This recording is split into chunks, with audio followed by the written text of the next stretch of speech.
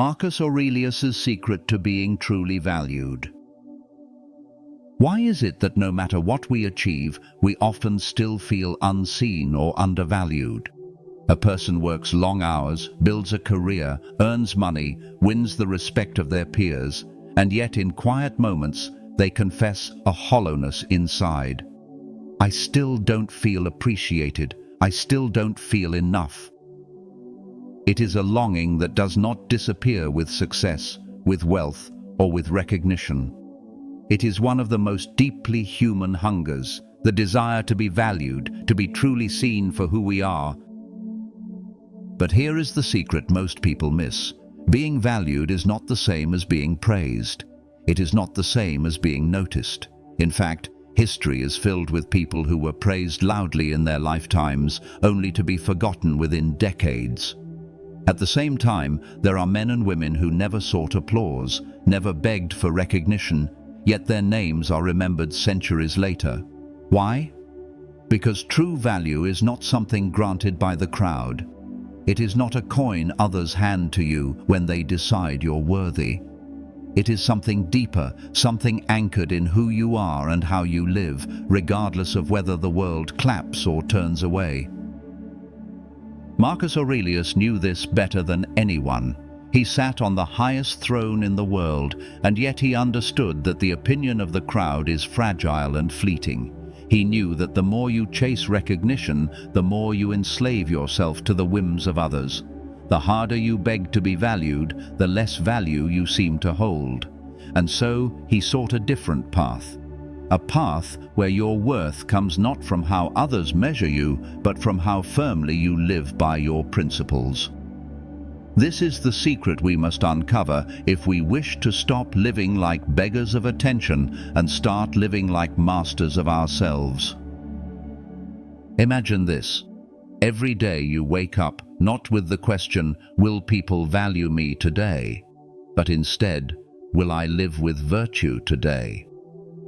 One is a question you cannot control because the answer lies in the minds of others. The other is a question you can answer with your own actions, with your own will.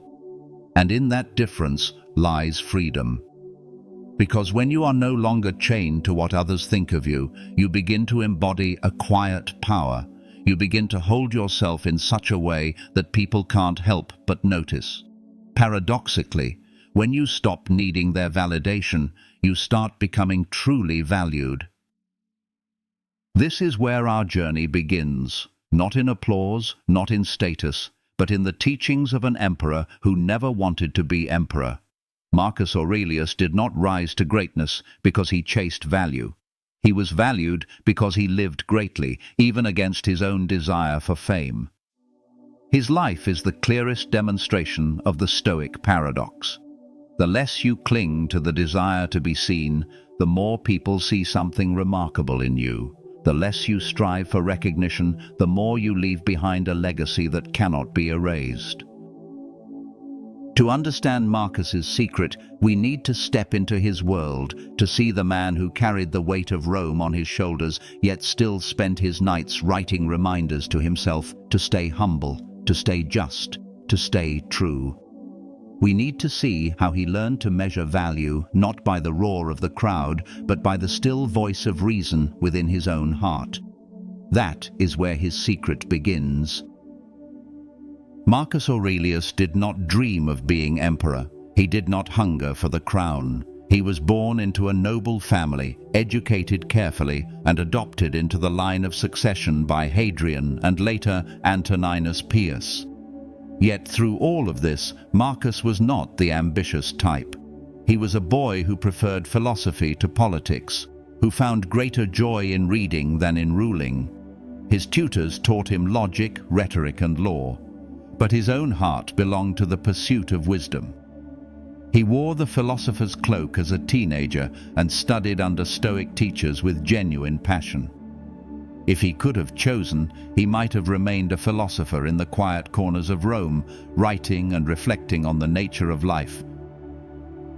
But fate had other plans. When Antoninus Pius died, the burden of the empire fell onto Marcus's shoulders. He did not leap at the chance. He accepted it as duty, not privilege. Unlike rulers who grasp at power to secure wealth or fame, Marcus stepped into the throne with reluctance. He knew that rulership was not about being admired, but about serving the empire with justice. He did not equate his value with the crown he wore because he understood something most of us forget. Titles, wealth, and status do not make you valuable. They only reveal the character of the one who holds them. In his writings, Marcus often reminded himself that the emperor was just a man like any other. He would die like any other. His body would decay like any other. What set him apart was not the purple robe, not the legions, not the Senate, but whether he lived by virtue even when surrounded by corruption, deceit, and endless temptation. That, to him, was the only true measure of value.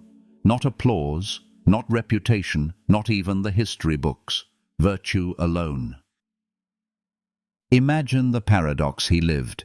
To the world he was the most powerful man alive, but to himself he was just another soul struggling to master his own thoughts and actions.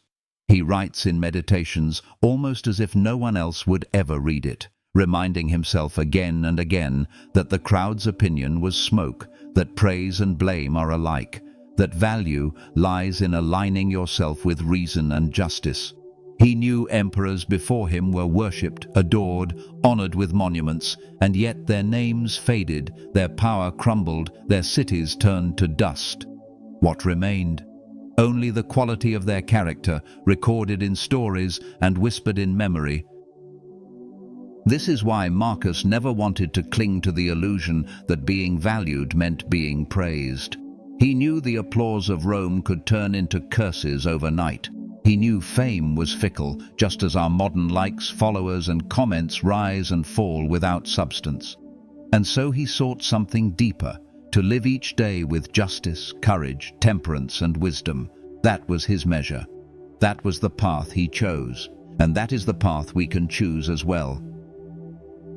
The story of Marcus Aurelius reminds us of a truth we resist. Your true worth has nothing to do with the title on your business card, the number in your bank account, or the recognition in the eyes of others. Your true worth lies in the way you master yourself, in the way you live in harmony with your values, even when no one is watching.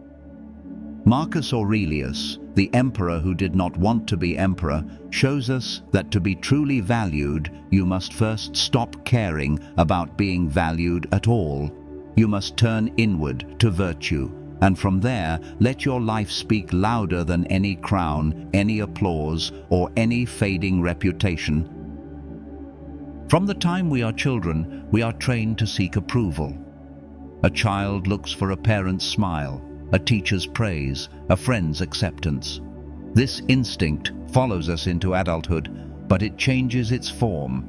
Now it becomes the hunger for likes on social media, the desire for promotions, the need for public recognition. Entire industries thrive on our craving to be noticed.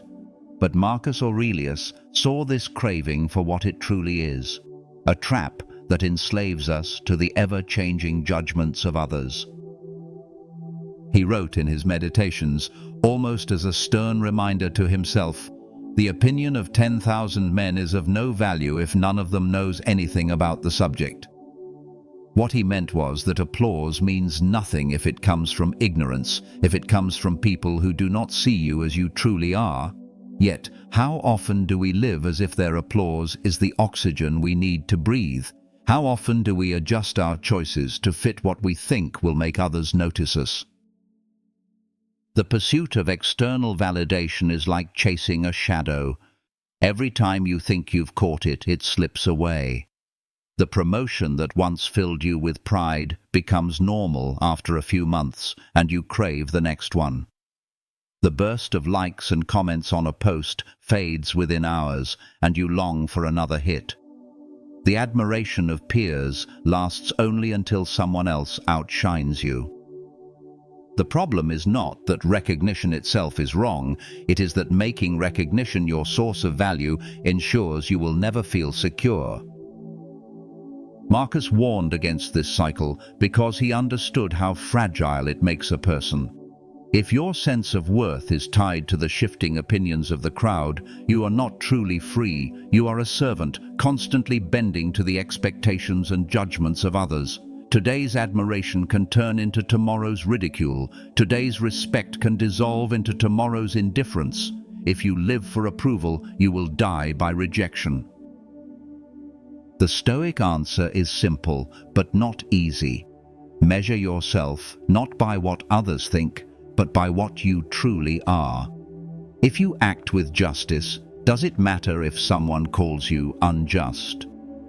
If you live with courage, does it matter if others fail to notice your bravery? If you remain disciplined, does it matter if the crowd misunderstands your restraint as weakness? The opinion of others can never add or subtract from the reality of who you are. Marcus knew this, and he fought daily to keep himself grounded in it. We must ask ourselves, am I seeking to be praised, or am I seeking to be principled? The difference between the two paths is the difference between a life of constant anxiety and a life of quiet strength. True value does not come from convincing others you are valuable. It comes from living in such a way that their opinion, whether high or low, has no power over you. That is the freedom Marcus sought, and it is the freedom we can begin to practice today. For Marcus, the foundation of all true value lay in one word: virtue.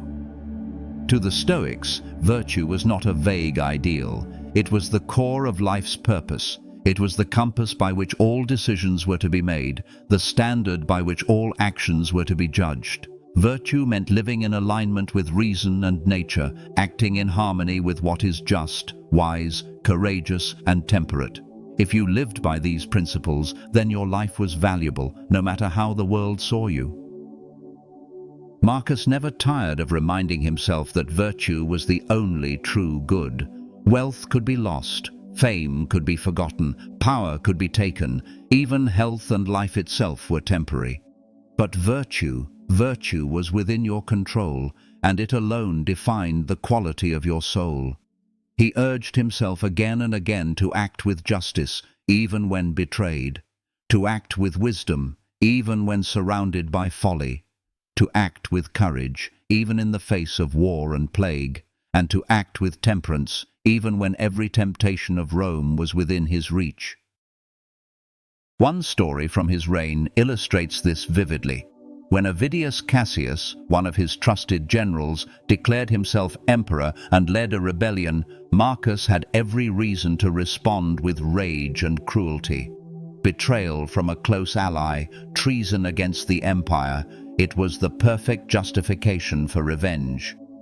Yet when the rebellion collapsed and Cassius was killed by his own men, Marcus did not gloat. He did not punish the families of the traitors, nor did he bask in his restored authority. Instead, he grieved. He even wished Cassius had lived so he could forgive him. This was not weakness. This was strength of the highest order, the strength to choose justice over vengeance, mercy over wrath. His value as a leader did not come from the crown on his head, but from the character he displayed in moments like this. This is the heart of Marcus's secret. Value is not in how loudly people praise you, but in how deeply you live according to virtue. The world may admire you for a time, but admiration fades. Virtue endures. Even when Marcus was surrounded by flatterers and sycophants, he wrote in his journal as if holding himself accountable before a higher judge. He knew that his true worth was not what others said in the Senate, or what soldiers whispered in the camps, or what poets wrote in their verses. His true worth was what he did each day to embody justice, courage, wisdom, and temperance. There is a powerful contrast here that we cannot ignore. Temporary praise is like a flower that blooms brightly for a moment and withers the next day. Eternal value, by contrast, is like a tree that grows steadily year after year, sinking roots deep into the earth. People may not always notice the tree, but it provides shade, fruit, and shelter regardless. Which are we cultivating in our lives, the fleeting blossoms of applause or the enduring strength of virtue? The practical application of this principle is simple. Each day, do not ask, "Was I praised?" Ask instead, "Was I virtuous? Did I act justly when it was difficult? Did I show courage when it was risky? Did I exercise temperance when it was tempting to indulge? Did I seek wisdom when it was easier to remain ignorant?" These are the questions that determine true value. Marcus Aurelius built his life on these reflections, and this is why, centuries after his death, when his monuments are crumbled and his empire long gone, his words still carry weight. He is still valued, not for his armies, not for his crown, but for his virtue. If we want to be truly valued, we must follow the same path. Not chasing recognition, but living by principle. Not striving for applause, but striving for virtue. It is the only measure that never fades, the only treasure that cannot be stolen, and the only standard that makes a human life truly great. One of Marcus Aurelius's most repeated reminders to himself was that we do not control the judgments or opinions of others. He knew that the human mind, even the mind of an emperor, cannot reach into the hearts of other people and command them to think well of us. Their thoughts are theirs, not ours. Yet how often do we try to live as if the opposite were true? We adjust our words to fit what others might want to hear. We change our actions to fit the approval of a crowd. We spend restless nights worrying about what people may think of us. But Marcus taught that this is foolishness. You have power over your own reason, your own choices, your own actions. You do not have power over the passing opinions of others. He compared opinions to external events, like the weather or the tides. They rise and fall beyond your will. They are not yours to command, and therefore they cannot be the foundation of your peace. Even the greatest figures in history, Marcus knew, were misjudged.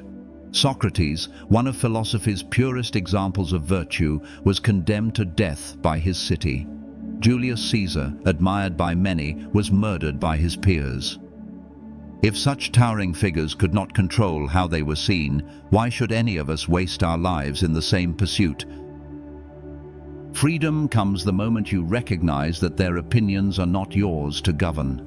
If someone misunderstands you, that belongs to them, not you. If someone insults you, it reflects their character, not your worth. Marcus reminded himself that even if the entire world condemned him unjustly, he could still live in accordance with reason and virtue. That was enough. To live as if others' thoughts are your chains is to live as a prisoner. To live as if your own mind is your kingdom is to live free. And here lies the heart of his secret. The path to being truly valued is not found in bending yourself to win admiration.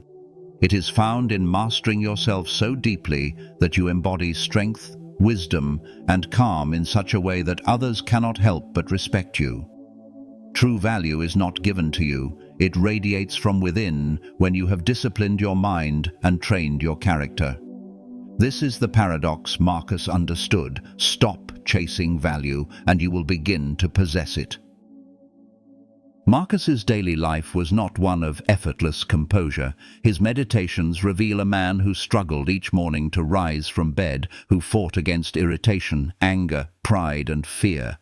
But instead of letting these struggles master him, he used them as opportunities for self-mastery. He would write to himself, "You have power over your mind, not outside events. Realize this, and you will find strength." That strength was not about controlling others, but about controlling himself. The man who has mastered himself commands a quiet authority. People sense it. They see it in his restraint when others lash out. They see it in his calm when others panic. They see it in his justice when others act with selfishness. This is why Marcus was valued not only as an emperor, but as a man. His value came from the fact that he ruled himself before he ruled others. He disciplined his thoughts before he disciplined armies. He sought virtue before he sought glory, and in doing so, he became the kind of leader whose worth could not be shaken by the fickleness of the crowd. Consider the paradox. The more desperately you seek to be valued, the less you are. People sense the hunger, the insecurity, and it weakens their respect. But the more you root yourself in self-mastery, the less you need their validation, and the more naturally their respect begins to come. A person who is unshaken, who does not bend with every opinion, who walks with steady purpose, is a person others cannot help but admire, even if they cannot explain why. That is the secret Marcus lived. Be so anchored in your own virtue that external recognition becomes irrelevant. And when it no longer matters to you, it will flow to you. How can we practice this today? Through the same methods Marcus practiced himself. By keeping a journal, not for public eyes, but for honest self-examination. By asking yourself daily, what passions rule me? Where did I act without reason? Where did I give in to anger, to pride, to fear? By training discipline in small things, so that when great trials come, your mind is steady. By practicing restraint in speech, patience in frustration, forgiveness when wronged. These are not glamorous habits. They do not attract applause. But over time, they build within you a fortress of character so firm that others come to value you. Not because you demanded it, but because you have become the kind of person whose presence itself is valuable. This is Marcus Aurelius's secret. To be truly valued, you must first stop seeking to be valued at all. Master yourself, and your worth will shine through naturally, silently, and irresistibly. The reign of Marcus Aurelius was not an era of comfort. It was an age of endless trials, wars at the borders of the empire, betrayal within his own circle, plague spreading through cities, and political unrest that could have toppled a lesser man. Yet in each of these moments, Marcus revealed what true value looks like when tested in the fire of reality. When the Germanic tribes pressed hard against Rome's borders, Marcus could have remained in the palace, detached from the danger. But he chose to live among the soldiers, enduring their hardships, sharing their food, marching through mud and snow as they did. He was not only emperor in title, but a comrade in struggle. The soldiers valued him not because he demanded their loyalty, but because he earned it by his example. They saw a ruler who lived as they lived, who bore burdens as they bore them. His value as a leader came not from ceremony, but from character. The plague that swept through the empire was another trial. It killed millions, weakened the army, and spread fear in every city. Marcus did not hide behind walls of privilege. He led with composure, managing the crisis as best as he could, writing in his journal reminders to himself not to lose his sense of duty or compassion. People looked to him not because he promised quick relief, but because he demonstrated calm in chaos. His value lay in his steadiness when others trembled. Perhaps the most telling moment came during the rebellion of Avidius Cassius, one of his most trusted generals. Cassius declared himself emperor, betraying Marcus after years of service. Most rulers in such a situation would have responded with rage and vengeance. Marcus, however, prepared to forgive. He told his men he wanted Cassius spared so that he could pardon him personally. Before Marcus could act, Cassius was killed by his own soldiers. Marcus mourned, not for the loss of power, but for the lost chance to show mercy. This response astonished those around him. It displayed a depth of character that no crown could give and no rebellion could take away. He was valued because he placed virtue above vengeance. Again and again, Marcus's reign proved that true value is not built on demanding recognition, but on embodying principles in moments of pressure. People may not always notice virtue when the sun is shining, but when storms come, they turn instinctively to the one who stands firm. That is why Marcus's worth as a leader has echoed far beyond his lifetime. He did not chase recognition. He earned it by living what he believed.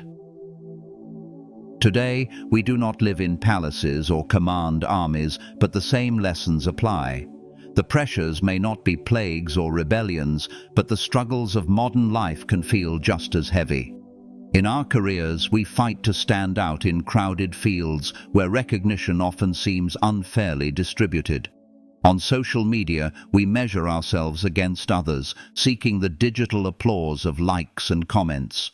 In relationships, we may feel invisible, longing to be seen, heard, and valued. The hunger for validation has not disappeared since Rome. It has only changed its form.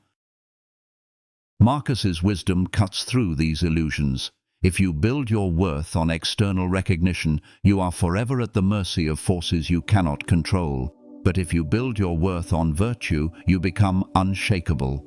In the workplace, this means focusing less on impressing others and more on doing your work with excellence, integrity, and discipline. Promotions and recognition may come or they may not, but the value of your work will endure because it is real. On social media, it means detaching from the addictive cycle of likes and turning your energy toward genuine expression and meaningful connection. In relationships, it means showing up with honesty, patience, and care. Not because you crave being valued, but because you choose to live by virtue in every interaction. Practical exercises can help anchor these lessons in daily life. A digital detox reminds us that applause is fleeting and not worth our enslavement. Practicing small acts of courage each day, speaking truth when silence is easier, standing firm when compromise is tempting, trains us to embody inner strength. Reframing criticism into an opportunity to test our composure helps us detach from the sting of others' opinions. Each of these practices builds the same fortress of character Marcus sought to build within himself. The modern world wants us to measure value by numbers, by visibility, by noise. Marcus Aurelius teaches us to measure value by silence, by virtue, by inner steadiness. If we can live this way, then just as in his time, true respect will follow naturally. But even if it does not, we will already possess something greater than respect, the unshakable knowledge that we are living in harmony with our highest principles. And that, Marcus would say, is the only measure of value that matters. There is a hidden weakness in chasing recognition, one that Marcus Aurelius saw clearly. At first glance, seeking praise seems harmless. After all, who doesn't want to be admired? But when admiration becomes the measure of your worth, you hand over your strength to others. You give them the power to define you. This dependency is subtle at first, but over time it corrodes your independence and enslaves your mind. Imagine a person whose entire sense of success depends on applause. When people notice their work, they feel alive. When people ignore them, they feel invisible. Their happiness rises and falls like a ship tossed on the waves, controlled by winds they cannot command. Marcus knew this is no way to live. He wrote that fame and recognition are empty clamor of tongues, and warned himself not to be seduced by them. What others say, good or bad, does not change the reality of who you are. Chasing recognition weakens you because it makes you reactive rather than proactive. You are no longer guided by principle but by opinion. If others approve, you act boldly. If they disapprove, you shrink back. Your courage evaporates, your discipline falters, your justice bends under pressure. And in this way, the pursuit of validation strips you of the very virtues that would have made you genuinely valuable. Recognition becomes a drug. You need more of it to feel alive, and when it is absent, you feel empty. Marcus understood that even the brightest fame fades. He reminded himself of how quickly people forget. Generals once celebrated with parades are now names in dusty books. Poets once sung by the masses are now barely remembered. The same is true in our time. Celebrities adored by millions can vanish from memory within years. Viral sensations are forgotten within weeks. If your sense of value rests on being seen, you are building on sand. The Stoic alternative is to build on stone. Your worth must come from within, from the virtues you practice and the self-mastery you cultivate. Then, no absence of recognition can weaken you. Praise may come or it may not, but either way, your foundation is secure. This is the strength Marcus carried into every trial, to stand steady, unmoved by applause or scorn. That steadiness is what made him truly valued, both in his time and long after. Marcus often wrote about the importance of building what he called an inner citadel. He envisioned a fortress inside the mind, a place where no insult, no praise, no chaos could penetrate. This was the stronghold of reason and virtue. Within it, a man could live free, no matter what storms raged outside. To be truly valued, Marcus believed, you must build this inner citadel. Without it, you are at the mercy of every opinion and every circumstance. With it, you stand unshaken. The inner citadel is not built in a day. It is the result of daily practice, of choosing again and again to return to what is within your control. Every morning, Marcus reminded himself that the day would bring obstacles. Selfish people, rude people, ungrateful people. He would prepare his mind to meet them without anger or despair. This was part of constructing the fortress. If you expect storms, they cannot surprise you. If you expect weakness in others, you are not disheartened when it appears. Inside this fortress, virtue is the law. Justice, wisdom, courage and temperance are the stones with which the walls are built. Every time you act justly when it is difficult, you lay another stone. Every time you restrain anger when provoked, another stone. Every time you endure hardship without complaint, another stone. Over years, these stones form walls so strong that no insult or flattery can breach them. You begin to live in a place of inner security, where your value is not something others give, but something you carry within. Marcus compared this to standing on a rock while the waves crash around you. The water may roar, spray may strike your face, but you remain unmoved because your footing is firm. This is the life of someone who has built their inner citadel. The judgments of others may come and go, but they do not disturb your peace. Success and failure may alternate, but they do not shake your worth. You stand steady, anchored in virtue. The practical imagery of the citadel is powerful for us today. Imagine beginning each day with the question, what stones will I lay in my fortress today?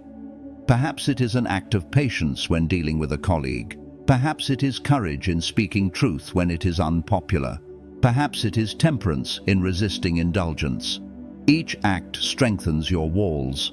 Over time, you find that what once rattled you no longer does. Criticism loses its sting, praise loses its intoxication, and you walk with quiet confidence. This is the secret Marcus lived and wrote. True value is not the applause outside the walls, but the strength of the fortress inside. If you build that citadel, you will no longer need to chase recognition. You will embody value itself, unshaken and unmovable. Marcus Aurelius often returned to a simple truth. Life is not about serving yourself alone, but about serving the greater whole. He wrote, "What is not good for the hive is not good for the bee." With this, he captured a profound paradox. If you live only for your own advantage, chasing wealth, pleasure, or recognition, you will never be truly valued. But when you live in service, when you dedicate yourself to what benefits others as well as yourself, you begin to embody a kind of worth that no one can deny. This paradox is woven through his meditations. Marcus reminded himself daily that he was not made for luxury or for idleness, but for work. for duty, for contribution. Just as the hands and feet exist to serve the body, so the individual exists to serve the community. And it was in this service, not in self-glorification, that true value was found. A man who serves himself alone will always need to demand recognition. A man who serves others sincerely will not need to ask. His value will be felt. Consider how Marcus applied this as emperor. He could have used his position to indulge in endless pleasures, as many rulers before him had done. He could have built monuments to his own name, demanded worship, and drowned himself in luxury. Instead, he dedicated his reign to the good of the empire, spending years on the frontier with his soldiers, striving to govern with justice and sacrificing personal comfort for the stability of Rome. His value as emperor lay not in being admired, but in being useful. This principle applies to us no less than it did to him. In your workplace, the person most truly valued is not the one who boasts or demands recognition, but the one who quietly and consistently contributes. In relationships, the one most deeply loved is not the one who insists on being seen, but the one who gives without counting the cost. Service is the paradoxical path to value. The more you chase it, the further it runs. The more you forget yourself in the service of others, the more you become invaluable to them. This is not about self-erasure. Marcus did not suggest that we dissolve into nothingness. Rather, he urged us to align our personal good with the good of the whole, to see that our true flourishing is bound up with the flourishing of those around us. Just as the bee thrives when the hive thrives, so do we find our truest value when we serve something greater than ourselves.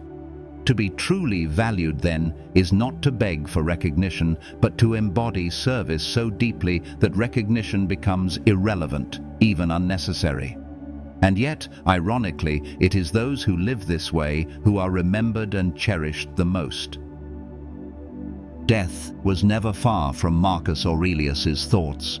He reminded himself often that life is fleeting, that every breath brings us closer to the end. He reflected on how emperors before him, once adored and feared, had vanished into dust and memory.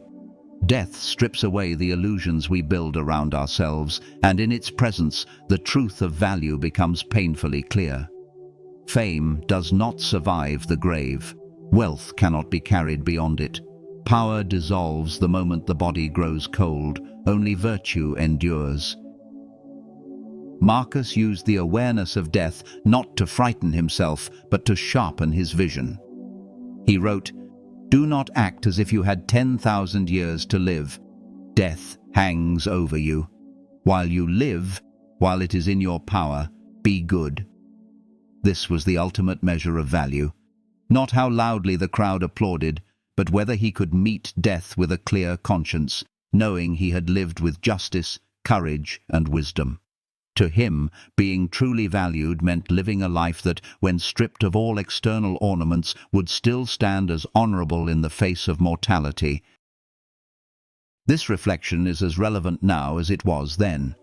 Ask yourself, if you were to die today, what would remain of your value?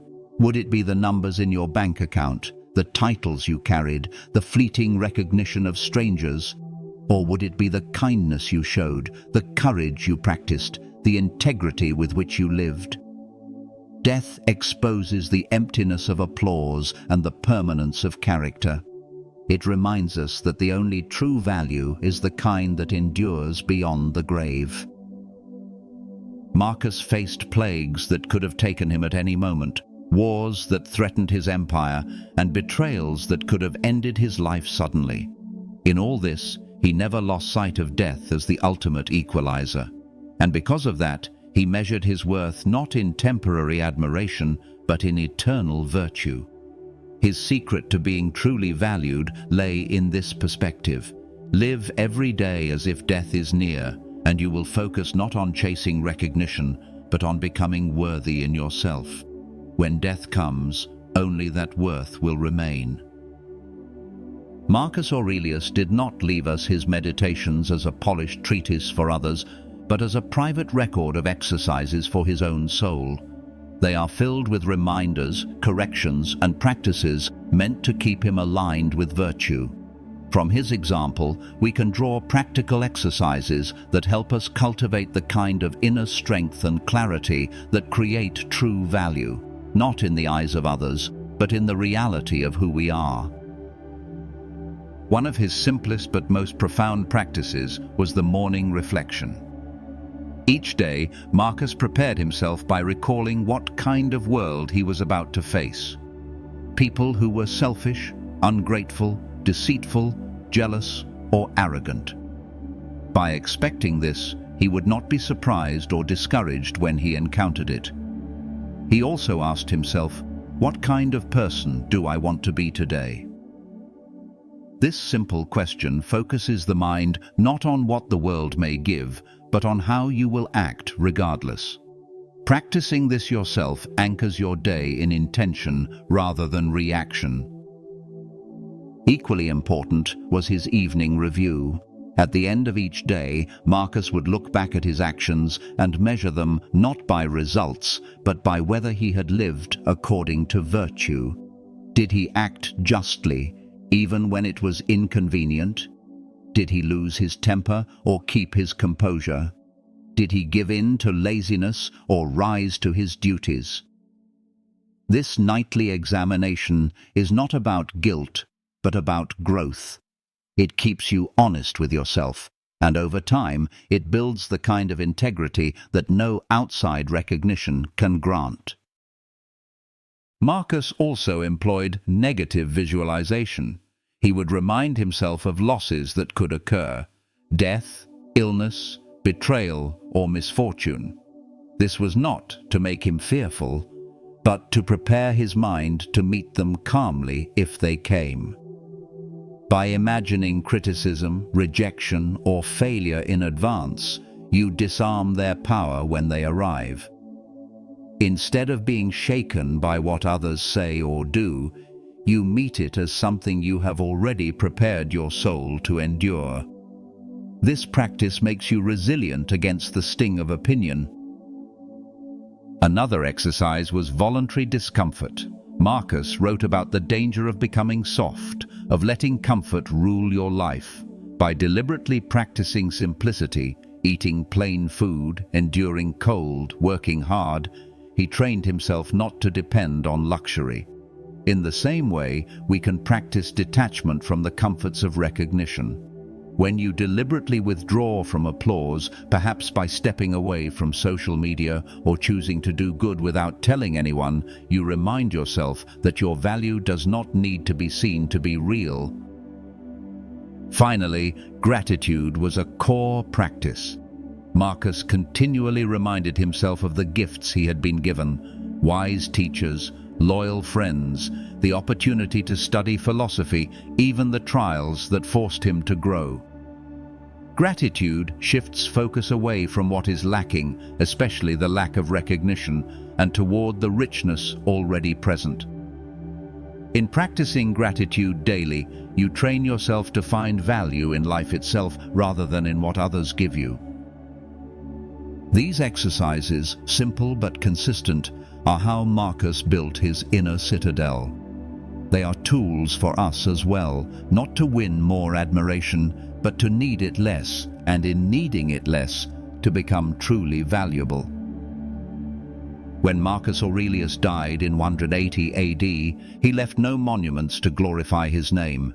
He did not carve his victories into marble or demand temples in his honor. What he left instead was a book he never intended for anyone else to read, filled with the private reflections of a man wrestling with himself. And yet, it is this book, not his crown, not his armies, not his conquests, that has made his name endure for nearly 2,000 years. His legacy is a paradox. The Emperor of Rome, the most powerful man in the world, is not remembered primarily for his rule, but for his humility, his wisdom, and his quiet struggle to live with virtue. Countless emperors sat on the same throne before and after him. Most are forgotten, their reigns reduced to footnotes in history. Marcus remains alive in our minds because he pursued not recognition but truth.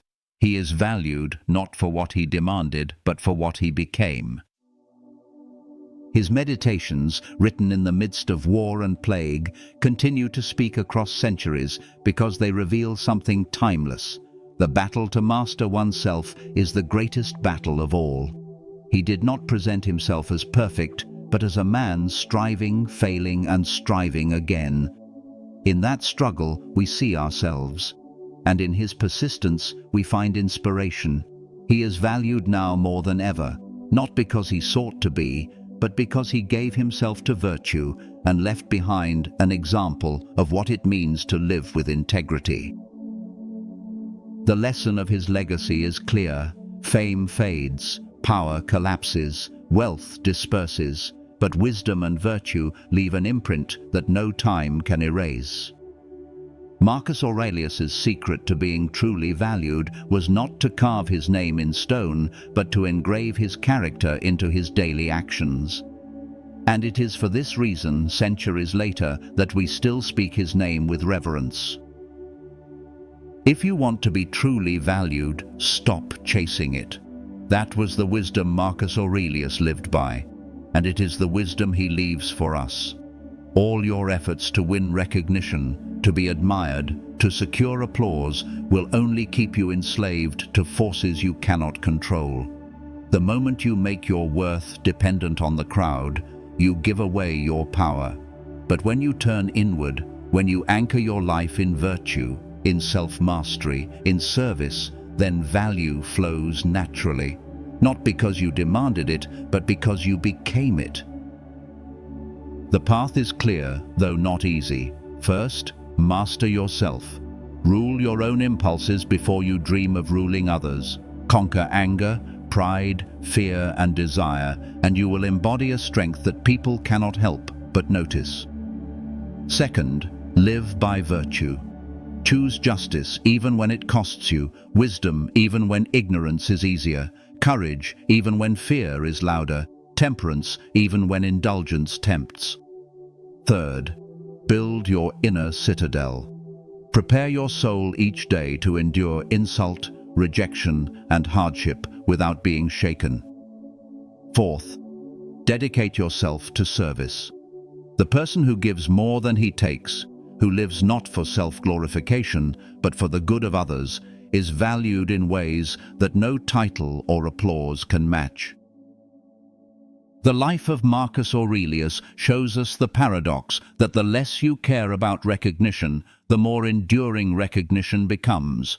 He wore the crown of Rome, yet he sought to wear the crown of self-mastery more. He commanded legions, yet he sought more urgently to command his own mind. He was surrounded by praise and scorn alike, yet he held neither too tightly. And for this reason, long after his empire crumbled, his words remain, his wisdom still guiding those who seek to live with strength and purpose. The question you must ask yourself is simple. Will you spend your life begging to be seen? Or will you live in such a way that your worth shines regardless of who notices? When death comes, as Marcus reminded himself daily, all applause will fade, all recognition will be forgotten. What will remain is the kind of person you chose to be. That is your true value. That is what endures. So begin today. Stop asking if others see your worth. Ask instead if you are living with virtue. Stop chasing applause. Start becoming unshakable in self-mastery. Stop demanding recognition. Start serving with integrity. The world may or may not notice, but you will have built a life that is strong, steady, and full of meaning. And in the end, that is what Marcus Aurelius would call being truly valued.